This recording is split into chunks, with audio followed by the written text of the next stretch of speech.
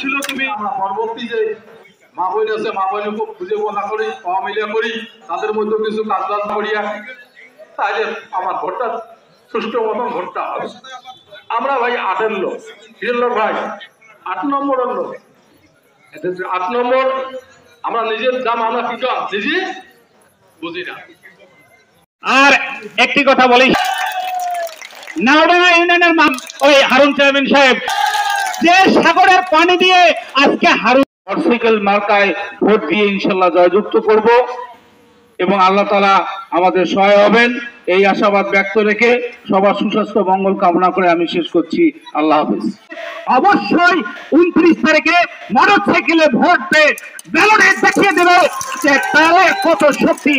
অবশ্যই আপনারা আগামী 29 তারিখ, এবারেও আমরা জানি যে আমার জাগার সওয়াল, আমার প্রার্থী গোলাম রব্বানী সরকারকে কিভাবে বিজয় করতে হয়, কিভাবে ফুলবাড়ির সম্মান অক্ষুণ্ণ রাখতে হবে সেটি আপনারা জানি। সেই পর্যন্ত সকলের সুস্বাস্থ্য ও দীর্ঘায়ু কামনা করি। সেটা সাধারণ মানুষের ঘরে ঘরে পৌঁছে দেওয়ার জন্য একজন যোগ্যতা সম্পূর্ণ মানুষের প্রয়োজন। সেই যোগ্যতা সম্পূর্ণ মানুষ হিসেবে যে প্রার্থী 4 জন আছে তার মধ্যে আমরা উপযুক্ত মনে করি গোলাম রব্বানী সরকার, কারণ তিনি উপজেলা পরিষদ চালিয়েছেন। এটা তো আপনারা সবাই জানেন। রব্বানী চেয়ারম্যান উপস্থিত থেকে তাকে চেয়ারম্যান বানিয়েছে। রব্বানী চেয়ারম্যান শিমুলবাড়ি ইউনিয়নের মানুষের কাছে অনুরোধ করে তার জন্য ভোট দিয়েছে। আপনাদের দোয়ায় বাকি 5-5টা ইউনিয়নে আমি ফার্স্ট হব।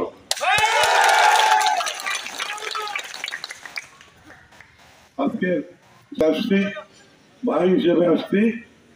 আমার মার্কা মোটরসাইকেল মার্কায়